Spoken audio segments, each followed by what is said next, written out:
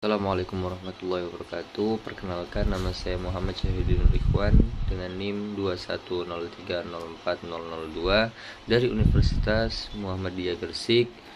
Di sini saya akan menerangkan bagaimana strategi bisnis atau dalam persaingan bisnis dari kopi santri yang dilakukan oleh Pondok Pesantren Mukmin Mandiri di Sidoarjo.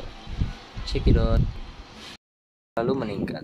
Permintaan komoditas kopi di pasar domestik dan internasional sangat tinggi. Di pasar domestik misalnya, tingkat konsumsi kopi domestik minimal mencapai 3,5 juta hingga 4 juta karung atau setara dengan 240.000 ton hingga 270.000 ton. Di samping itu, perkembangan per tahun luasan areal dari luasan lahan kopi di Indonesia dianggap menguatkan industri pengolahan kopi, baik skala kecil, menengah, maupun perusahaan yang sudah berorientasi mengekspor. Meningkatnya industri perkopian tersebut belum didukung dengan sumber daya atau resource dan kemampuan kapabilitas yang mendukung. Perusahaan akan dikategorikan bertahan dan dapat melakukan pembaharuan jika menerapkan strategi bersaing. Riset ini mencoba merumuskan strategi bersaing yang diterapkan perusahaan industri kopi santri, sebuah industri pengolahan kopi yang skalanya masih UMKM, di tengah kerasnya dunia persaingan industri kopi nasional. Perusahaan industri kopi santri atau kopi santri adalah sebuah perusahaan industri kopi berskala kecil atau UMKM yang diproduksi oleh santri Pondok Pesantren Mukmin Mandiri Sidoarjo. Produknya unik dan bernuansa religi serta memiliki ciri khas santri. Dalam labelnya tertulis Kopi Santri Brand Doa. Apa yang harus dilakukan perusahaan industri kopi santri dalam menghadapi persaingan bisnis? Yang pertama, yaitu konsep logis of industry, yaitu dukungan sumber daya manusia yang berkompeten dalam bidang pemasaran telah menentukan arah dan tujuan yang ingin dicapai oleh perusahaan. Yang kedua, ada konsep driving force yang dikatakan oleh Susilo, yakni harus didorong untuk kreatif. Intinya cari alternatif lain, jangan sampai kita memilih strategi yang salah.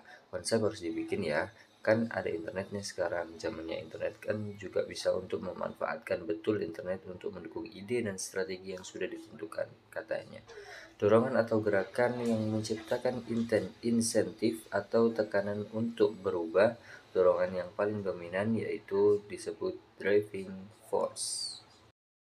Yang ketiga, ada konsep prime movers. Pengertian dari prime movers ialah individu yang dianggap mampu berfokus serta memecahkan masalah seperti mengubah cara seorang berpikir, berperilaku, serta bertindak dengan cara menciptakan berbagai nilai-nilai. Kesimpulannya, perusahaan yang dapat bertahan dalam persaingan bisnis harus menggunakan strategi yang berorientasi pada value innovation, efisien, dengan melihat resource dan capability perusahaan secara holistik.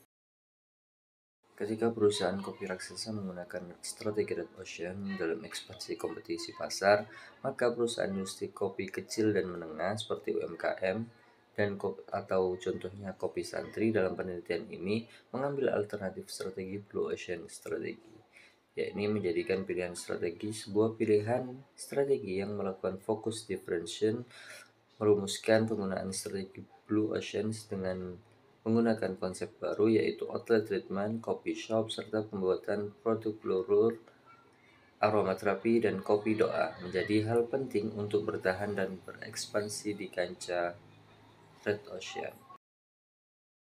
Demikian yang bisa saya sampaikan, kurang lebihnya mohon maaf. Billahi taufiq wal hidayah. Wassalamualaikum warahmatullahi wabarakatuh.